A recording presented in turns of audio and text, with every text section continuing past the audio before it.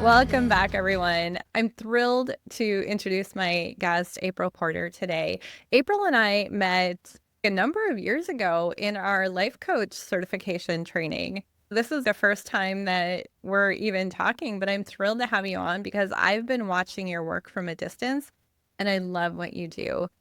When I was going through the loss of my mom and we knew that she had about 3 weeks to live, I didn't know that being a death doula was a thing. I so wish I had had someone like you to help navigate that journey because no one teaches us how to go through the death process. We're going to talk grief and what being a death doula means, your journey with that, and then we're going to weave in some human design because that's really, really cool. So welcome, April. Yeah, thank you for having me. Yeah. So I first want to know what brought you to becoming a death doula and offering that to others because dying is not a pretty process. Dying is not a pretty process. It is not like the movies. Yeah. So I don't have, a lot of people who are death doulas have had some really big personal event that has happened to them, a significant, significant other loss or something. And I haven't had that, but I feel like I grew up in a family who had lost a child before I was born, and they didn't talk about it. And so that grief kind of was just always there, and I felt it, and I had questions. I wanted to know, who was this person? What was she like? What did she like? I had so many questions, and I felt like when I asked them, they got shut down because it was too painful. And so I learned not to ask those questions. Right. And They then never I do. thought, why don't we talk about this more? Wouldn't it be more healing if we talked about it? And so I guess I just always had a fascination with it. I loved going to cemeteries as a kid. It was like one of my favorite things to My do. daughter Like does just too. go Yeah. check out the cemeteries and read the headstones and like wonder, who were these people? And it's just so fascinating. It's a peaceful place and I just really enjoyed it. And then the other side of my family, I had a great grandmother who talked about death more, and she told me stories when I was like 3 or 4 about things that she had witnessed and what she wanted. And so it was this kind of juxtaposition of like one side of the family doesn't talk about it, and this other part of the family does. And I guess I've just always been curious. And so it's kind of just evolved over time. And about, gosh, probably at least 10 years ago, I heard of a death doula. And I was like, what is a death doula? What? This sounds Tell me interesting. more. Right. And my aunt was a hospice nurse for a long time. And so, I got to hear stories through her, and it just sounded like really deep, meaningful work. I didn't want to be a nurse. I was a Yeah. medical assistant before. I didn't want to do more training and become a nurse. It just wasn't where I wanted to go. But when I found out that there was this role as a death doula, I was like, that sounds amazing. Like being able to support people and their families emotionally and spiritually and guide them through some of that process. And it's not like we're taking away from the role of hospice or caregivers, because what we do is not medical at all. Right, right. You're not ordering chucks or, No, you know, no, medicine to help at the end of life be more comfortable. exactly. But, our system is overburdened. And so our hospice nurses don't get to spend the time that they wish that they could with people. And so the doula kind of comes in and is part of that role. It fills some of that emotional support that is not always available. Yeah. And how long have you been doing it? I Didn't, actually yeah. did training a couple years ago, and so Okay. it's been building since then. Something I wanted to do it when I found out about it, but the timing just wasn't right. I just Yeah. kept thinking like I want to do it, but it's not for me yet. Mm. I love what you say there, especially the word yet. It's not for me yet, because that opened up the possibility that someday it very well could be for you. And that's Yeah. so much of the work I do is like stay in that possibility. I don't know yet, right? Mhm. It's not the right time yet. I love that you said that. Yeah, and actually the thing that kind of the catalyst for it was I have an ICF certification and I needed to do some continuing education. So I went on the website and I was like, wait, what is this end of life coaching Yeah. certification? So I started down that, and that led me to grief coaching. And then the more I knew, the more I wanted to know. And so I went back and I did like 5 different doula trainings. Oh my gosh. Yeah. Do you feel like people are becoming more and more aware of end of life and death doula? Are we talking about it more? Or I know I'm sure there is a long way to go, but do you see the tides turning? Yes. Okay. And I think it's the same as like we saw with birth doulas. It's slow to get going, but then once it takes off, it really does take off. And I think, where we've seen that really change is with 2020 and COVID. Mm-hmm. We were all forced to come face to face with death and loss and grief, Yeah. and we needed support. And Yeah. so the death doula came in and fulfilled a lot of that role, even from a distance. We're able to support people over the phone or over the Mm. internet or through text. And just knowing that somebody else is there and can help support them Yeah. when Yeah. the shit hits the fan. What the fuck do I do? That is exactly the question I had when I got the call from my mom's doctor's office and, said she had a month or two left. I'm like, what the fuck do we even do? Yeah. Nothing, there's no education that prepares you for that unless you're maybe a certified death doula. Huh. Yeah. And I mean, there's so much emotion around it, right? So you're having Hmm. your own experience. This is your mom. Yeah.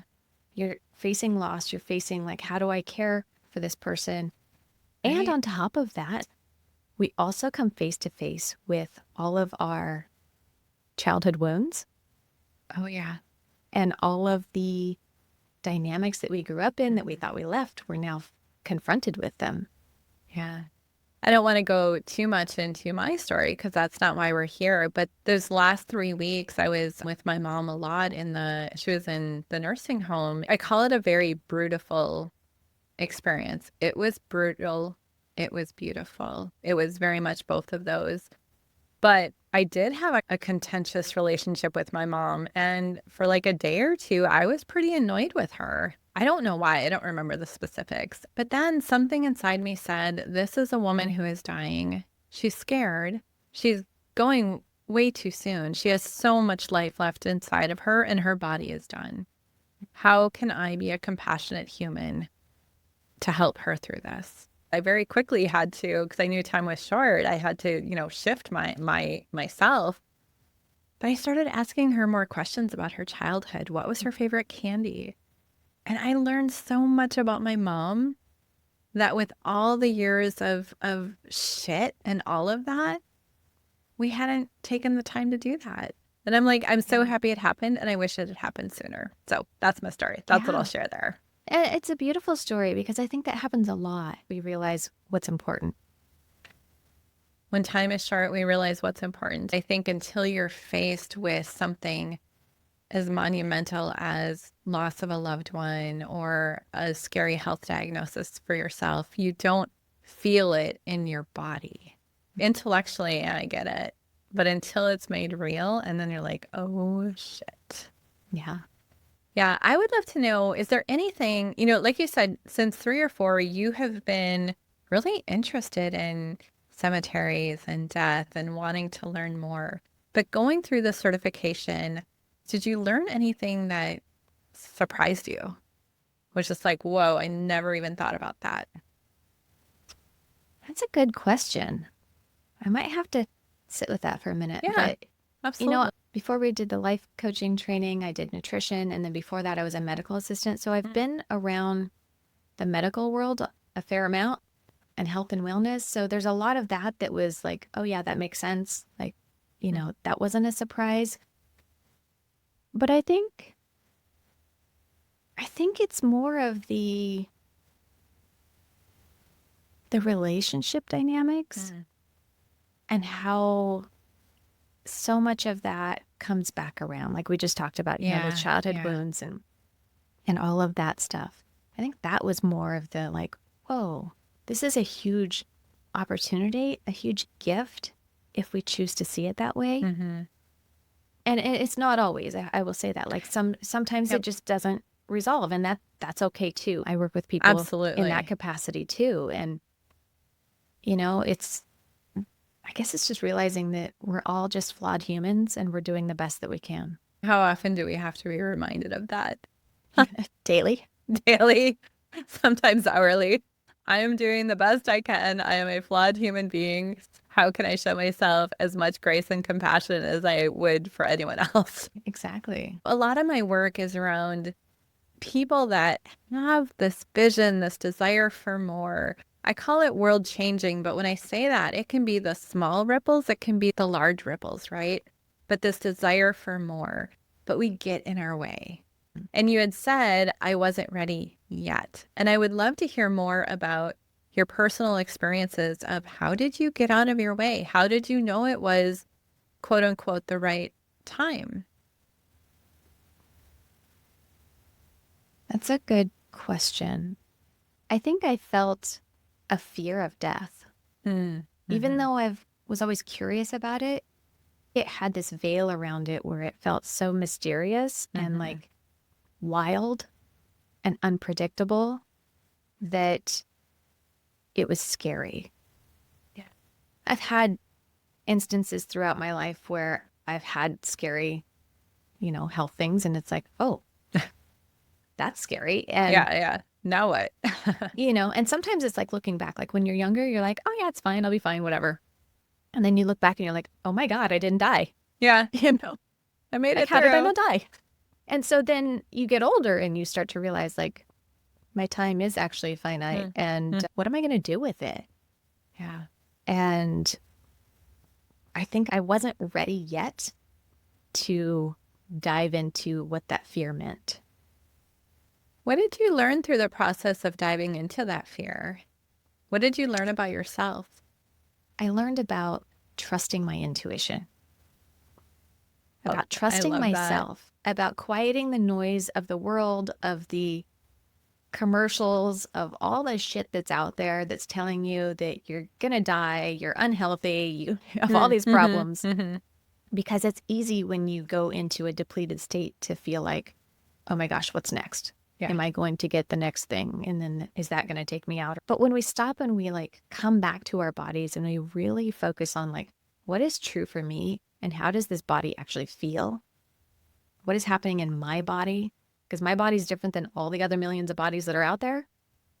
And trusting that, that's that's the gift that I found in it, was like really Yeah. being able to trust myself and to quiet the noise. I love that. I was sharing that there's pre 45-year-old Jen and there's post 45-year-old Jen. And pre 45-year-old Jen, which was in 2015, I had a big ego, right? I thought I could trust my decision making and trust the actions I took and trust my feelings. And I had a couple of big things happen that completely made that trust go away. So my work has been building that self-trust. And I love that you're sharing that because that to me is such a key critical ingredient in being able to say what is for me in this life and what isn't for me in this life, right? Yes. I don't think I'm alone in fooling myself that I thought I had it, Mm-hmm. right? Until something happened and you're like, oh shit, like that was ego the whole damn time. Yeah.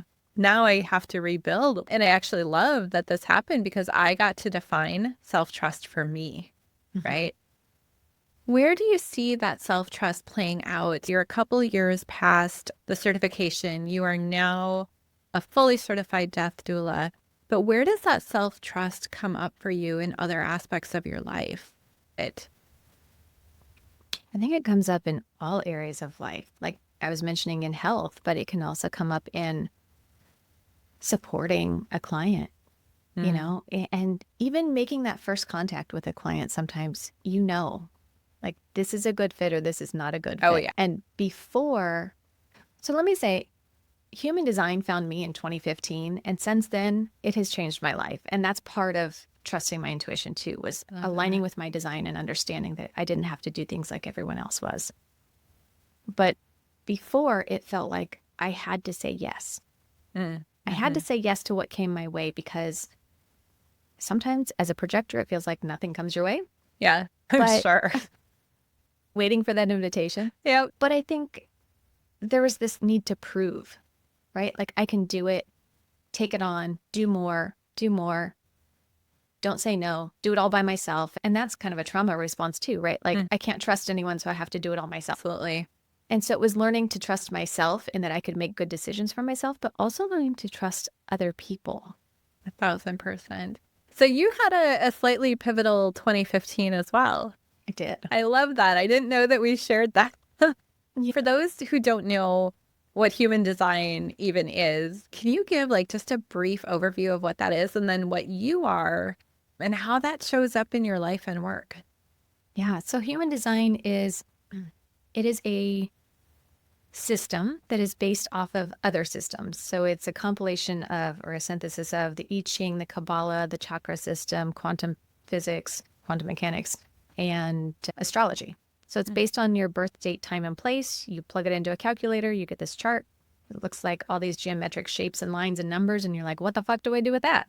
It takes a while to understand what you're actually looking at and how to digest it. Yeah, but everybody who finds human design and it's for them, it's like there's something that's drawing them to it, and they keep coming back to it. At the time, there wasn't a lot of information that was readily available. It felt gatekeep. Like it was, what's the word? Gatekeep? Gatekeep. The gate kept? Gate kept. Yeah. They were gatekeeping People were it. gatekeeping it. I can use it in another tense. There you go. So it felt like I had to pay and I had to do these classes so that I could get the information. And I did, but I still felt like they were speaking another language. And I'm like, what the fuck is this? Like, what does it all mean? I love the words, but what does it mean? Yeah. I was just talking with my daughter about that because she's very good at pulling out the meaning. Yeah, that's me. I'm like, okay, but give me the simplified. What does it mean? And then I can appreciate its beauty, right? Yeah. And I kept coming back to it. That's okay. You got into human design and then it was like, what is your role and type or your lines and how does that apply to your business and life today? Right. Okay. So human design is kind of like all the personality tests you've ever taken in your life, like thrown into one, but even better in my opinion. Absolutely. So like the Enneagram and things, it's like you self, right? You're like, this is where I am. And right now, that's what it is, but it could change in 10 years or 5 years or 3 months. The human design is based on your birth information. So it's like this energetic blueprint that you come here to live out. So my energy type is the projector. So there's 5 energy types and the projector is like 20% of the population. And we're here to guide energy, but we have to be invited to do so. So we can come off as bossy if we see like what needs to be done and we just go telling people what they need to do. So then we get bitter when that happens and it creates this whole cycle of no invitations because we're bitter and nobody wants to be around us. Why would someone want to invite you? Oh, yeah. Yeah. Exactly. I'm a manifesting generator. Okay. And my understanding of that is that I'm about, oh my gosh, action. Oh, you tell me what manifest. It's been a while since I've looked at it. I get it, but I don't have the words for it. So you're here to respond to what life brings you, like the generator, but you're also probably doing multiple things at one time. Yes, I am. And you may not finish all of those things. No, I do not. You just get what you need from it and then move on, but you're not designed to finish them all. Yeah, thank you for that permission. I was like you in that human design was drawing me in. I was fascinated, but everything I was finding was like so intellectual and heady. I didn't know how to make it tactical, and I love getting tactical. That is the project manager in me with 30 years of experience. And so I worked with a couple of folks a couple of years ago that really helped it become tactical. And once I had that understanding, I could re-look at my chart and dive into it. And everything I was finding, no matter who the author of it was, if it was a blog post or a book, it's like this was written specifically for me. No wonder I'm so good at what I do. And it just helped me solidify who I am as a person and what my gifts are. Right. And it was there all along, but diving into human design helped me like, oh, yes, I get that. And then life just kind of took off. Yeah. It's like that tool that helps you pull off all of the layers of shit that's been piled on you through life so that you can remember who you are. Yeah. Because we come here knowing, and then society and family and everybody, the school system, everything tells us that we have to do things differently. And so it's giving us that permission to pull all of that shit away and just remember who we are. I love that. So you had mentioned that you're a 5'2". Explain what you're a 5'2". What does that mean? And how do you use that in your life and business today? So the fifth line is the heretic. The second line is the hermit. What I love about the hermit is that I feel like the hermit. Oh, me And too. I love that because there are times where I'm like, I just don't want to be around people. And like Mm, before, I would have judged myself and said, yep. but what? I'm Why don't you want to supposed be to be around people? around I'm supposed to people. be social. I'm supposed to go do these things. And I'm like, I Yeah. don't want to. Yeah. That was a big piece for me that was really healing. I'm still trying to communicate that with people in different ways where it's like, I just don't feel like it right now, you Yeah. know? Yeah. Um, Yeah. but it Because you don't also want to be the helped me asshole, but to you also need to protect your energy and boundaries. exactly. And I think that it was helpful for me in business because I learned I need cycles of rest. So as a projector, as a second line profile, and also a fifth line profile, I need cycles of rest. If I Okay. don't get that, I burn out. And I have burned out like very, very badly a long time ago, but it was awful. Like I couldn't get off Yeah. the couch and my kids were like 2 and 4. It was really, really hard. Yeah. So I learned I need cycles of rest. I need to like push and then have a break. And it normalized that for me. Mm. And then the fifth line is the heretic. So I learned that there's this projection field that I live in, and people will project onto me what they see in me. And that may not always be based on reality. Interesting. Sometimes this is for the good, sometimes this is not for the good. And there's this projection that the fifth line person will save the day, that they have the answers, that they're going to rescue them. Mm-hmm. And so I have to be really careful. Contracts are very good and very important with the fifth line because it's very Okay. clear and stated of like, this is what we're going to do and this is not what we're going to do. So I learned that. And then also it helped me to go back through past relationships, friendships in my life that have like imploded. And I was left going, what happened? What And like, just am I happened? this person? Did I really do the things that they're accusing me of? I don't remember this. And I just felt like I was losing my mind at a couple points. I was like, but I don't remember this way. Like, this is not my experience of it. But they're saying that. So maybe it's true. Maybe I am an Mm-hmm. awful person, you know? Yeah. But once I realized that there's this energetic dynamic that I'm living within, I realized it's the karmic mirror. So they see in me what needs to be healed within them at Mm. times. And then I went, oh, okay, this isn't all on me. And I'm not saying I didn't play a part in Oh, it because we all play a absolutely. part. Yeah, you own what you own. Right. But like it gave me permission to stop beating myself up and looking for the problem that I couldn't find. Yeah. Something I say a lot, whether it's in my work, in my personal life, it's not good, bad, right, or wrong. It just is. And I think that's what human design did for me was all the things I had been raised believing were wrong with me and being told were wrong with me. I'm like, again, it was neutralizing it. It's not good, bad, right, or wrong. This is who I am. How do I take this information and be the person, show up as the person I want to be and that my human design is telling me I can be, right? Because there's also the healthy and the unhealthy in your human design. And, are you operating from the more unhealthy space? I think for so many years, I was very much in the unhealthy space.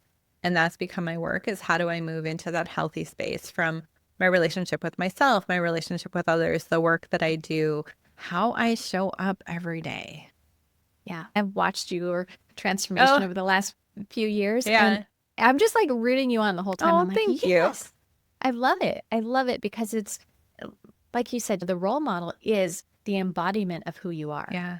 That's really what you're here to do is to show people how to authentically be themselves and just model that. And you're doing it. Yeah, yeah. Back in 2015, when I was just being exposed to human design, I saw a role model. So I'm role model and hermit, which is a 6'2". The hermit I got because I'm incredibly introverted. I know I need space. I need time away from other humans, like all of that. But the role model, what's interesting is in my career and even in some cases in my personal life, people look to me for that mentorship, right? Mhm. And I always felt like a fraud. I'm like, what do they see in me? Like, how can they see this in me? It's not true. And it's because I didn't feel that way inside. I felt like a fraud. I felt sad and bitter and resentful and, all those things. But coming out the other side at age 54 was like, yeah, I get it. I am here to model being what being yourself can look like. Doesn't mean everyone wants it. That's okay. Your example is exactly what happens for the sixth line. The first 30 years of their life till their first Saturn return, they're living this third line experiential learner kind of life. And it feels sometimes chaotic. It feels like I'm just trying things and they're not working, or sometimes they work and I don't know why. And then they go into like what we call on the roof from like 30 to about 50.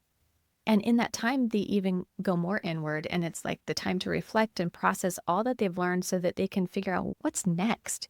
And sometimes there are those cataclysmic events that are shaking your life up because something's not aligned and it's trying to put you on the right path. So that when you come back off the roof around 50, you can step into that role model energy. Doesn't mean I have all my shit together or figured out. Yeah, it just means you're being you. And people see that and they're like, yeah, I want more of that too. They can opt in or opt out. So much easier, right? So for folks listening in that don't know a lick of anything about human design, I'm curious if you have a favorite resource in your learnings and an application of it. I have a book as well. Okay. Human design book, but I find that people who are not parents really benefit from it, from that reparenting perspective and understanding their own childhood. So Parenting the Child You Have is my book. I also really like Karen Curry Parker's, I can't remember the title of it, but we call it the Red Book. It's red. Okay. I can look that up on Amazon and share the link to all your stuff, including your book. Yeah, so I love her book. And then there's the Black Book it's by Ra Uru, who was the creator of Human Design, and Linda Bunnell. And it's I don't know that one either, but I can get you the link for it. Okay. But that's kind of like traditional human design. And then Karen's work kind of brings it to a little easier to understand level. I like that. Yeah. And my book is that way too. It's like a lot of examples. I'm giving a lot of real life applications so that anybody who hadn't ever understood human design or heard of it before could pick it up and grab their chart and start to learn from it. I'm going to be buying your book because even I'm like a sponge, right? I love taking all different inputs and then melding it into what do I want to take away from this, right? Yeah. So I'm going to buy your book and use that as one of my inputs because it has been, like I said, things really clicked in place for me early 2024. And as a result, people have noticed, and that I feel like finally my outsides and my insides match. And I can't tell you how good that feels. I don't feel like a fraud anymore. I'm not bitter and resentful and trying to hide it. Like I am mostly happy, and sometimes they're really shitty. This week was really shitty. We talked about that before we started recording, but I'm like, it's that self-trust of like, I've got my own back here. Before I didn't, right? Yeah. Having your own back.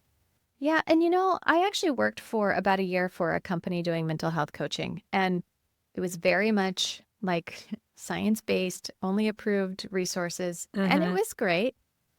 But I got to a point where I was like, if I could just tell people their human design, I know this is in their chart. Like I have done enough readings with people. I understand this energy. If I could just show them this, it would give them that, like, it's so simple because it feels like I don't need permission from anybody, but there is this permission in it to just step back and say, I don't have to do that anymore. Yeah. And when they can see that deconditioning goes so much faster. Oh my gosh, so much faster. And that's what I love about human design. And it can be applied in all areas of our life. And so even at end of life, people who have those, why did I do this? Why didn't I do this other thing? Why did I behave this way? All of those questions, we can look at a chart and it can give so much peace and understanding to the person who is at the end of life. It can give understanding to the relationship dynamics that are happening within the family at the end of life.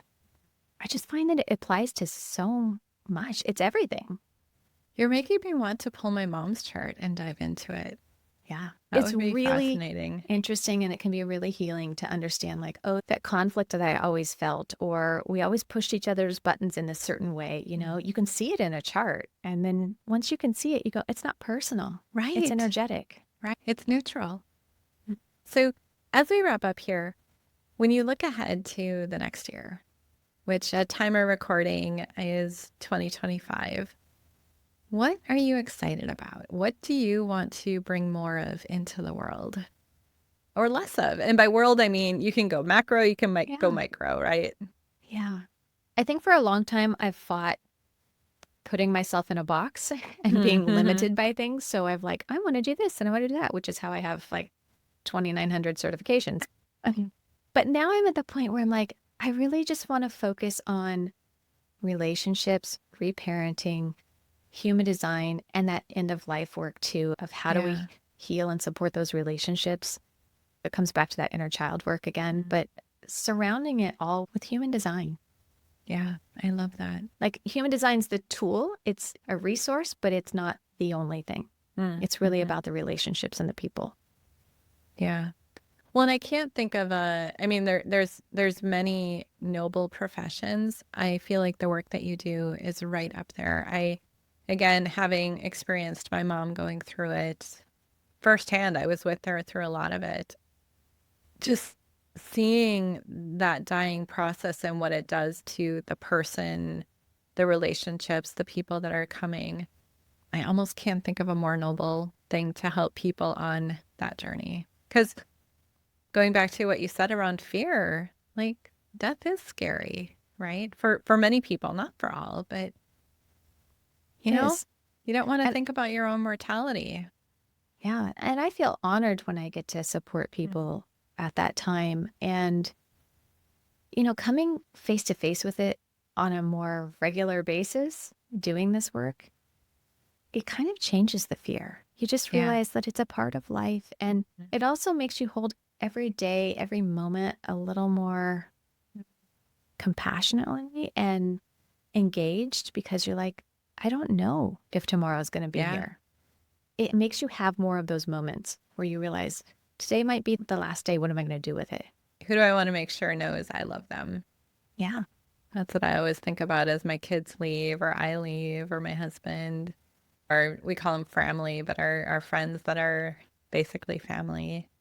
Not in a way that's like, I'm afraid I'm going to die Oh, today, right. but it's like, Yeah. I just want to enjoy this. I want to be Yeah. present. I want to make it count. Yeah. I love that. I can't think of a better note to end on. We will, of course, have all your information in the show notes. It'll be linked in the episode for folks listening in so you can go check out April and her work. And it's been really fun watching you on this death doula journey too. And again, it kind of started when I was going through it with my mom. It was about 3.5 years ago. And so I've just, anytime you talk about it online, I'm so curious. And I'm like, that is amazing. Mhm. That is absolutely amazing. So thank you for doing that work. All right. We'll talk to you later. Bye.